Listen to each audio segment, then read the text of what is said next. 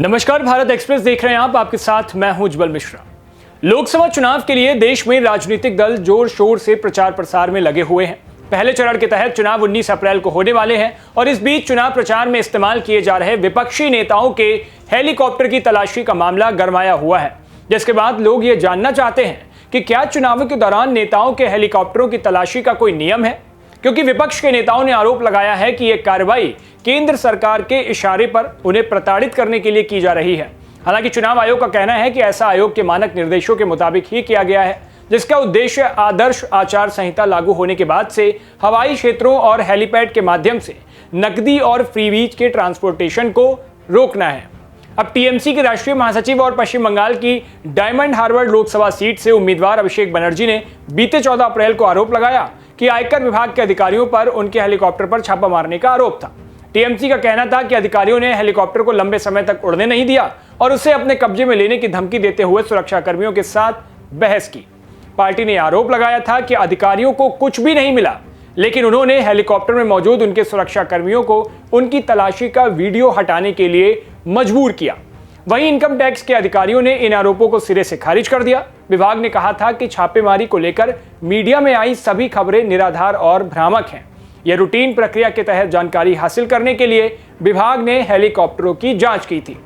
लेकिन इसके अगले ही दिन यानी 15 मार्च को कांग्रेस नेता और वायनाड से सांसद राहुल गांधी के हेलीकॉप्टर की तमिलनाडु के नीलगिरी पहुंचने पर चुनाव आयोग के अधिकारियों ने तलाशी ली थी। इसका एक वीडियो भी सामने आया था। यह मामला भी विवाद का कारण बना था। वरिष्ठ कांग्रेस नेता जयराम रमेश ने पलटवार करते हुए कहा था कि पार्टी को चुनाव आयोग द्वारा राहुल के हेलीकॉप्टर की जांच करने से कोई भी दिक्कत नहीं है, लेकिन समान अवसर मिलना चाहिए। चुनाव आयोग को प्रधानमंत्री नरेंद्र मोदी और केंद्रीय गृह मंत्री अमित शाह द्वारा इस्तेमाल किए जा रहे हेलीकॉप्टरों की भी जांच करनी चाहिए। ये सब तो था विवाद का विषय, लेकिन अब सवाल ये कि आखिर जांच करने के लिए नियम क्या कहते हैं। तो इंडियन एक्सप्रेस की एक रिपोर्ट के मुताबिक चुनाव आयोग कॉमर्शियल हवाई अड्डों पर चार्टर्ड विमानों और हेलीकॉप्टरों के उड़ान भरने या फिर लैंडिंग के पहले से इजाजत लेने को कोई भी अनिवार्य नहीं करता है, यानी ये जरूरी नहीं है कि इजाजत ली जाए। हालांकि एयर ट्रैफिक कंट्रोल, जिसको एटीसी कहते हैं, एटीसी को राज्य के मुख्य निर्वाचन अधिकारी और जिला निर्वाचन अधिकारी को चार्टर्ड विमानों और हेलीकॉप्टरों की आवाजाही के बारे में जितनी जल्दी हो सके, यानी आदर्श रूप से आधे घंटे पहले तो सूचित कर ही दे, और यह जरूरी भी है। एटीसी को टेक ऑफ, लैंडिंग के समय विमान में बैठे यात्रियों की जानकारी, जिसे पैसेंजर मैनिफेस्ट कहते हैं, वो और रूट प्लान सहित सभी चार्टर्ड उड़ानों का रिकॉर्ड रखना भी अनिवार्य है। चुनाव आयोग के दिशा निर्देश ऐसी उड़ानों पर सामान की जांच के लिए सीआईएसएफ या फिर पुलिस के कर्मचारियों द्वारा बिना किसी छूट के करने का आदेश देते हैं। अगर सामान में 10 लाख रुपए से ज्यादा का कैश या फिर 1 किलोग्राम से अधिक वजन का सोना पाया जाता है तो इसकी सूचना इनकम टैक्स को देना जरूरी होता है। अब ये तो कमर्शियल हेलीपैड के लिए नियम थे, लेकिन गैर व्यावसायिक के लिए क्या है?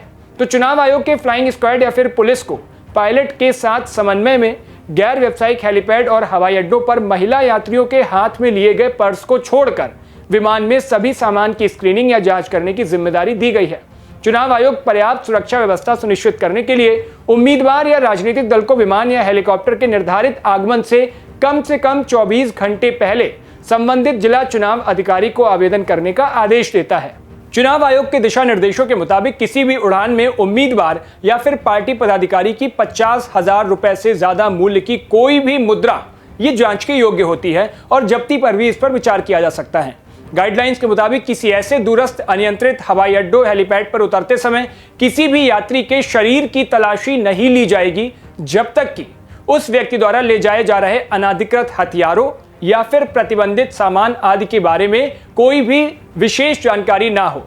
अब आपके मन में यह सवाल उठ रहा होगा कि क्या कभी प्रधानमंत्री के हेलीकॉप्टर की तलाशी ली गई है? तो आपको बता दें कि 2019 के लोकसभा चुनाव से पहले चुनाव पर्यवेक्षक की हैसियत से कर्नाटक कैडर के आईएएस अधिकारी मोहम्मद मोहसिन ने ओडिशा के संबलपुर में प्रधानमंत्री नरेंद्र मोदी के हेलीकॉप्टर की तलाशी का आदेश दिया था, लेकिन चुनाव आयोग ने बाद में मोहसिन को निलंबित कर दिया और तर्क दिया था चूंकि पीएम की सुरक्षा एसपीजी द्वारा संभाली गई थी, इसलिए उन्हें इस तरह की जांच से छूट दी गई थी। हालांकि उसके बाद में कैट यानी कि केंद्रीय प्रशासनिक न्यायाधिकरण ने यह कहते हुए उनके निलंबन पर रोक लगा दी थी कि यह नहीं कहा जा सकता कि एसपीजी सुरक्षा प्राप्त व्यक्ति किसी भी चीज के पात्र हैं। बाद में चुनाव आयोग ने मोहसिन का निलंबन रद्द कर दिया था। तो इस वीडियो में फिलहाल इतना ही। आपको हमारी ये जानकारी कैसी लगी हमें कमेंट बॉक्स में जरूर बताएं।